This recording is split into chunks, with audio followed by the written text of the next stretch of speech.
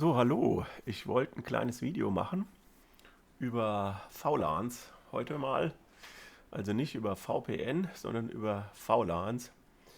Ähm, Wenn ich jetzt das manchmal verwechsel und statt VLAN VPN sage, dann ist das ein freudscher Versprecher. Es heißt ja fast dasselbe. Also das eine ist ja das Virtual Private Network und das andere ist das Virtual Local Area Network. Also es geht um VLANs. Wer damit noch gar nichts zu tun hat, gehe ich ganz kurz drauf ein, aber man sollte schon mal so ungefähr wissen, worum es überhaupt geht.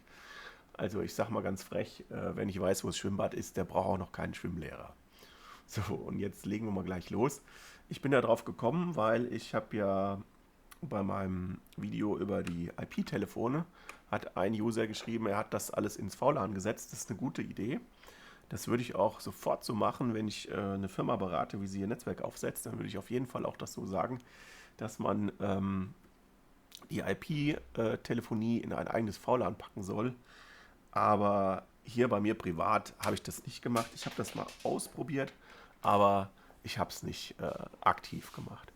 Das liegt einfach daran, dass das sehr kompliziert wird. Wenn man mal das Telefon in eine andere LAN-Dose steckt, dann muss man da wieder umkonfigurieren, damit das richtige VLAN bekommt. So, also bei mir funktionieren die Telefone an allen Dosen ohne VLAN. Gut. Ähm, Jetzt, wie macht man das? Die Meldung von dem User, der in einem Kommentar geschrieben hat, der hat geschrieben, dass er Probleme hatte, die Fritzbox ins VLAN zu kriegen, beziehungsweise er hat vergessen, dass die Fritzbox ja gar keine, das fällt mir immer unter, gar keine Tags kann. Ist klar. Und da wollte ich jetzt kurz drauf eingehen, wie man das macht. Also ein Gerät, ähm, kurz das neue einloggen. Ein Gerät, was überhaupt keinen VLAN kann, trotzdem ins VLAN zu bringen. Und hier ist meine Konfiguration, das ist meine Fritzbox, das ist ein Auszug aus meiner Excel-Tabelle, da habe ich einfach reingeschrieben, ähm, welche VLANs ich wo anschließe, sonst blickt man da irgendwie gar nicht durch. Und das hier, das sind die Ports von meinem Switch, also Port 11, 12, 13, 14, sind alle an die Fritzbox angeschlossen, an Port 1, 2, 3, 4, so habe ich die auch genannt, so sind die da verbunden. Heißer Tipp natürlich erst konfigurieren, dann anschließen, sonst hat man hier eine super Loop gebaut. Wenn man nämlich den Switch von der Fritzbox einfach an seinen Switch mit 4 Kabeln anschließt, dann hat man eine Loop gebaut und der stürzt ab und nichts geht mehr, bis dann irgendwann vielleicht die automatische Loop-Erkennung von dem eigenen Switch greift. Also erstmal konfiguriert man das durch und dann schließt man es an. Fritzbox am Anfang immer nur mit einem Port anschließen. Später kann man dann die anderen dazu stecken. So, das ist nämlich so, bei mir ist der Standardport, die Standard-IP vom VLAN die 30. Das ist willkürlich gewählt. Irgendeine muss man als Standard VLAN-ID nehmen. Ich habe die 30 genommen. Standard ist die 1, aber das mag ich nicht so. Standard ist nie gut, weil wenn man da Skripte hat, die sich in irgendwas reinhacken, dann ist es schon mal ganz schön, wenn man da einen anderen Portnummern hat. Da stimmen die ganzen Hacking-Skripte schon mal nicht. Und da muss ich einer ein bisschen mehr Mühe geben. So, dann habe ich das bei mir so. Ich habe jetzt also zwei VPN-Ports definiert. Das kann ich euch gleich auch nochmal zeigen.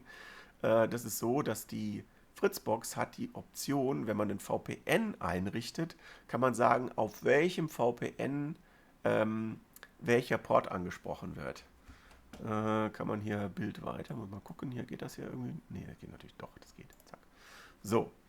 Oh, da muss ich mal ein bisschen größer machen. Also, das seht ihr hier. Hier. Also, wenn man bei der Fritzbox eine VPN-Verbindung definiert, also das kann man nicht einfach einstellen, das ist, wenn ihr die VPN definiert, dann kann man sagen, mach das doch mal an deinem Port 2, ja, also den Tunnel, der da rauskommt, an Port 2 und dann kann man noch eine weitere Verbindung definieren, die kann man dann an Port 3 legen. Das ist richtig cool, weil auf die Weise kann man quasi ein eigenes Netzwerk zu einem anderen Fritzbox aufbauen und das dann wieder in das eigene VLAN legen. Okay, ich gebe zu, klingt jetzt super kompliziert, ist es aber gar nicht. Aber das sagen die Leute, die es können immer, ne? So, also mir geht es jetzt erstmal darum, wie bringe ich die Fritzbox in ein eigenes VLAN rein. Ob das nun ein VPN-VLAN wird oder einfach den Gastzugang, ist egal. Also bei mir ist es im Moment so, ich habe meinen Gastzugang von der Fritzbox, das ist offen. Jeder, der da zu Besuch kommt oder übernachtet oder so, der hat natürlich den Wunsch, irgendwie ins Netz zu kommen. Und das ist aber in einen eigenen VLAN gepackt, sodass der mein Netzwerk nicht sieht. Also wenn er in dem Gastzugang drin ist, dann sieht er eben meine ganzen Netzwerkklienten nicht. Der kann auch nicht so einfach drucken und so weiter. Das darf der dann nicht. So, jetzt nochmal grundsätzlich zum VLAN. Wer da ein bisschen Probleme hat, sich das vorzustellen. Man kann sich das einfach so vorstellen, dass man zu jedem VLAN in Wahrheit einen eigenen Switch gekauft hat. Also es gibt gar keine VLANs, sondern jedes Mal, wenn ich sage, ich hätte gerne ein eigenes Netzwerk, dann geht man in den Laden, kauft einen neuen Switch und schließt da alle Geräte an. Also zum Beispiel, man hat die Idee, ich will alle Drucker in einen VLAN packen, dann kaufe ich mir einen neuen Switch und schließe diese ganzen Drucker mit eigenen Kabeln nur an diesem Switch an. Ja. Oder alle Geräte, die streamen wollen, ja. Also meine ganzen Fernseher, den Fernseher im Wohnzimmer, den Fernseher im Schlafzimmer, den Fernseher in der Küche oder bei den Kindern oder so, die kommen alle in ein Netzwerk, einen neuen Switch gekauft und da schließen wir alle die Streaming-Geräte an. So könnte man das machen ohne VLANs. Jetzt ist es natürlich irgendwie teuer, dauernd neue Switche zu kaufen. Also stellt man sich nur vor, man hätte einen Switch gekauft und gibt ihm in Wahrheit eine neue VLAN-ID. Und dann kann man mit einem und demselben Switch genau dasselbe machen. Und wenn man sich immer wieder vorstellt, das ist ein Switch, der nur für diese Aufgabe ist, dann finde ich, ist das Konfigurieren auch irgendwie einfacher.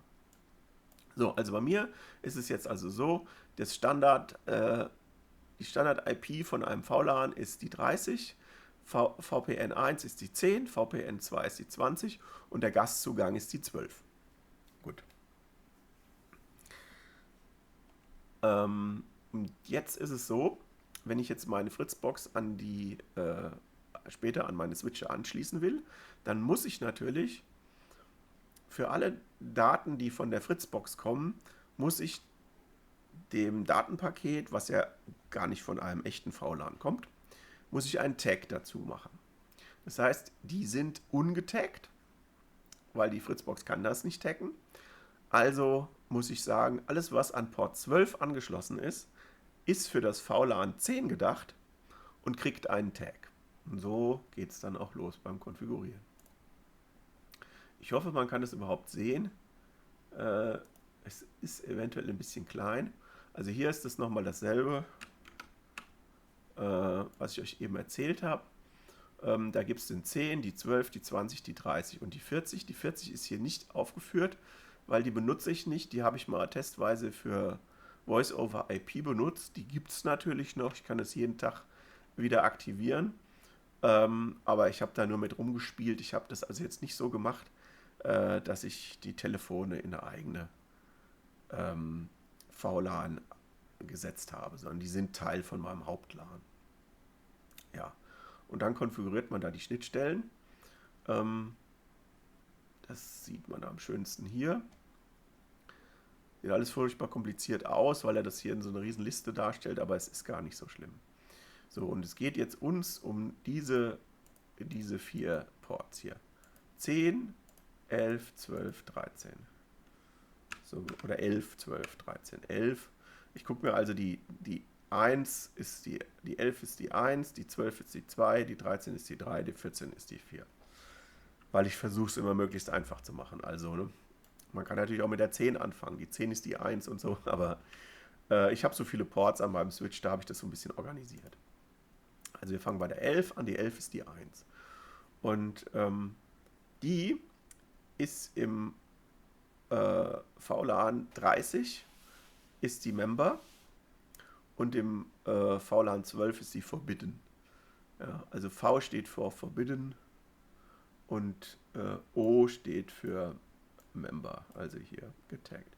V ist verbotenes Mitglied und O ist ungetaggetes Mitglied. Und genau das brauche ich, weil die Fritzbox eben kein getagtes Mitglied ist. Also würde sie das unterstützen, dass sie getagte Pakete rausgeben kann, dann könnte ich sie als M definieren und dann würden die Pakete direkt von der Fritzbox mit dem Tag kommen. Aber es geht nicht, macht auch nichts. So, ich gehe da jetzt nicht weiter darauf ein, was es sonst noch für Möglichkeiten gibt. Also wir machen es ganz, ganz einfach. Also den Port, den man da nehmen will, den muss man jetzt taggen. Also wir haben ja gesagt, bei Port 12, das Fenster geht hier immer wieder zu, bei Port 12 ist VLAN 1 und es hat die IP 10. VLAN ID 10.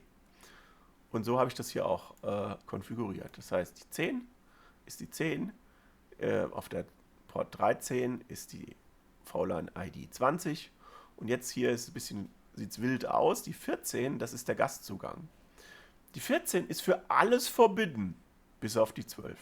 Deshalb steht das hier so, ist für die 1 verboten, die 10 verboten, die 20 verboten, die 30 verboten, die 40 verboten, aber sie ist für die 12 erlaubt. Wenn man das in der Konfiguration hier nochmal anguckt, ja, dann das sieht man hier nicht so schön. Sieht man es hier besser? Ja, ein bisschen besser. Also alle meine VLANs, das ist immer hier so, das sind die verfügbaren und das sind die konfigurierten. Die kann man hier mit den Pfeilen von dem einen in den anderen rüberschieben. Und so sollte das auch aussehen, dass alles definiert ist. Also die sind alle forbidden, bis auf die 12, die ist erlaubt. Ja. Okay. So sieht die Grundkonfiguration aus. Und wenn man das jetzt konfiguriert hat an seinem Switch, danach kann man dann auch die Stecker dann stecken, ohne eine Loop zu verursachen. Weil er ja zu jedem Port ein eigenes VLAN hat. Das heißt, die sehen sich untereinander nicht. Ja? Die sind alle getaggt und sehen sich nicht. Einzige Ausnahme ist der Port 11. Der sieht schon ein bisschen mehr, weil der einfach die Standard-IP hat. Okay, ich habe es nochmal ein bisschen größer gemacht und habe mir hier auch mal einen Mauszeiger-Highlight aktiviert. Habe ich vorhin vergessen. Aber ich glaube, ihr habt es auch so gesehen. Also jetzt ist noch alles ein bisschen größer gemacht, ist schöner. So, jetzt nochmal, wie geht man denn dann vor? Jetzt hat man also diese Grundkonfiguration gemacht. Wir haben jetzt unsere Fritzbox hier angeschlossen. Und jetzt kennt also der Switch, also der große Switch, der weiß jetzt, VLAN, von mir aus hier die 10, ja. Sobald er eine findet, die einen Tag 10 hat, weiß er, die gehört zu VLAN 10 und der redet mit dem Port 12. Wenn wir jetzt also wollen, Beispiel Gastzugang, also da haben wir ja an der 14 haben wir den Gastzugang angeschlossen. Vielleicht noch als Info, die Fritzbox unterstützt also nicht nur hier das für VPNs, sondern auch für den Gastzugang. Also wenn man den Gastzugang konfiguriert, dann kann man auch sagen, mach den Gastzugang an Port 4. Ich finde das ganz cool, die Jungs von AVM, die haben das gut gemacht. Also man kann also alle 4 Ports kann man belegen. Port 1 ist der Standardport, da gehen die Datenpakete für alles raus, da kommt Internet raus, Standard eben. Port 2 kann man für eine VPN-Verbindung verwenden, Port 3 auch und Port 4 kann man für Gastzugang definieren. Das kann man auch wirklich dann so machen.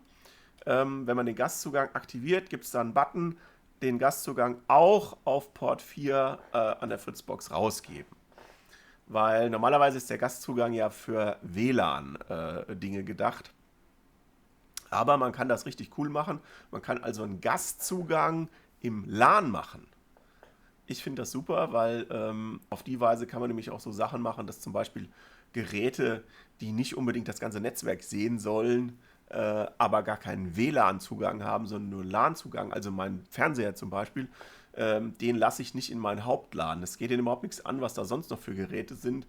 Der soll das auch gar nicht wissen oder mitschneiden oder ich weiß nicht genau, was die Fernseher heutzutage so treiben mit den Daten, die sie da sammeln. Aber der sieht ja gar nichts. Also der sieht das Internet und fertig. Und den lasse ich auch nicht in meinen LAN rein, sondern den lasse ich nur in meinen Gast-LAN rein. Jetzt hat der Fernseher aber gar keinen WLAN-Zugang, sondern der wird physisch angeschlossen. Und in so Fällen tagge ich dann einfach meinen Fernseher. Und das kann ich euch jetzt zeigen, wie ich das mache. Also zum Beispiel hier, das ist so ein Kandidat, Port 12, also Port 37 an meinem Switch. Dem habe ich die 12 zugewiesen. Das heißt, der sieht auch nur alles im Gast-LAN. Ja? Der ist Member vom Gast-LAN und fertig. Hat also die VLAN-IP 12 bekommen. Und so macht man das auch. Also jeden Port, den ich gerne in einen von diesen vieren hier haben will, dem gebe ich einfach die VLAN-ID. Und das war's dann auch schon. Die andere kriegt der gar nicht. Also der redet nur mit der 12. So, jetzt kann man natürlich sagen, ich könnte das jetzt auch jedes Mal so machen wie hier oben bei ähm, bei dem Anschluss von dem Gastzugang. Wenn nämlich einer hergeht und hat ein Gerät und weiß, dass mein Netzwerk die 30 hat, dann stellt er an seinem Gerät ein Tag doch mal alle Pakete mit der 30 und dann steckt er sich in mein Netzwerk. Dann kann er mich quasi von innen heraus hacken. Ja? Gut, da gehe ich nicht von aus, dass ich irgendwelche Typen in meinem Haus habe, die versuchen, mein Netzwerk zu hacken. Physisch, ja. Von außen bestimmt, aber von innen nicht. Deshalb habe ich hier die anderen Ports nicht forbidden. Also ich könnte auch das immer noch andersrum machen. Also die 12 ist erlaubt und alle anderen sind verboten. Nee, mache ich natürlich nicht. Hier bei der Fritzbox, da muss ich das so machen. Da muss ich die anderen verbieten, weil die Fritzbox, die gibt ja nicht nur den Gastzugang auf Port 4 raus, die gibt ja auch alles andere auf Port 4 raus. Dann nützt mir das ja nichts. Wenn die sowieso auch die normalen Zugänge dann hat, dann habe ich ja über die Fritzbox dann mein normales Netzwerk mit dem Gastzugang verbunden. Das ist ja nicht Sinn der Sache. Deshalb habe ich alle anderen verboten und nur den Gastzugang erlaubt. Und dann brauche ich hier nicht alles kompliziert zu verbieten, sondern ich gebe einfach die entsprechenden Gastzugänge raus. Also zum Beispiel das hier ist unser Gästezimmer mit den Ports 31, 32, 33, 34. Ja, ich habe 4 Ports im Gästezimmer. Hat sich so ergeben und die habe ich auch alle gesperrt. Also wenn da einer auf die Idee kommt, seinen Laptop da klack rein und ich muss mal surfen und so, kann er machen, kriegt eine IP zugewiesen, alles wunderbar, aber er ist nach wie vor in dem Gastbereich. Das ist auch so. Die Leute, die bei uns übernachten, die haben dann häufig mal einen Laptop dabei und schließen den dann an, weil sie irgendwas für die Firma machen müssen und so. Können die machen, kriegen sie Internet, aber eben nicht Zugriff auf mein Netz. Ja, will ich auch nicht, geht die auch nichts an, wenn da irgendwelche, was der Teufel, was die auf ihrem Laptop dabei haben und so, ja, das ist deren Sache. So, und genauso auch hier mein Fernseher, der kriegt auch nur den Gastzugang.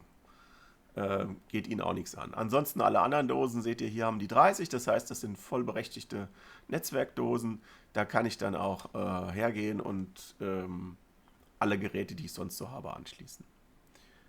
Das ist eigentlich ein ganz guter Weg, das so zu konfigurieren. Und das ist der einfache Weg, ja. Man kann natürlich, wenn man einen teuren Switch hat, der das kann, so wie meiner, kann man nämlich hier auch automatische VLAN-Zuweisungen machen. Das funktioniert halt so, dass der Switch erkennt, was für eine Art von Gerät das ist. Also zum Beispiel meine Cisco-Telefone, die können das. Die würde ich dann da reinstecken, dann würde der Switch erkennen, aha, das ist ein Cisco-Telefon. Jetzt wende ich da meine Richtlinie für an und in der Richtlinie steht dann wiederum, dass das IP-Port für Voice over IP ist, kriegt dann da seinen Tag zugewiesen und dann konfiguriert sich quasi diese Schnittstelle in dem Moment, wo das Telefon angeschlossen ist, genau für das Telefon. Ist klar, ne? Geht. Wunderbar. Kann man machen, wenn man einen riesen Konzern hat und das dauernd braucht. Das hat den Vorteil, dass man eben nicht per Hand das umkonfigurieren muss, sondern dass das Gerät das selber macht. Weil die Vorgaben, zum Beispiel vom Bundesamt für Sicherheit in der Informationstechnik, ist so, dass alle Ports die im Haus irgendwo offen an den Wänden sind, die müssen mal deaktiviert sein grundsätzlich. Nur für den Fall, dass der benutzt wird, wird er dann aktiviert. Aber ich meine, ernsthaft, ja. Ist ja so, man kann auch sagen, alle Bürotüren sind grundsätzlich abgeschlossen und wer da ins Büro will, der ruft unten beim Pförtner an und lässt sich den Schlüssel hochbringen, der schließt ihm auf und dann geht er ins Büro rein und dann wird von außen wieder abgeschlossen. Also so ungefähr ist die Vorgabe natürlich klar, das ist am sichersten, aber das ist auch nicht so ganz praxisnah. Bisschen praxisnäher ist, wenn man halt sagt, okay, wir machen eine automatische Konfiguration, dann hat man die Vorgaben vom Bundesamt erfüllt und je nach Gerät wird das dann aktiviert. Man kann es auch noch anders machen, man kann auch noch bei diesen Geräten, also bei den Switchen einstellen, dass das nach MAC-Adresse geht. Das heißt, ich habe eine Liste von MAC-Adressen, in denen drin steht, welche MAC-Adresse welches VLAN bekommt und dann wird halt automatisch das zugewiesen. Ja, das ist die automatische VLAN-Konfiguration, aber um Gottes Willen, ja. Also das ist hier, das ist bei den Group Policies.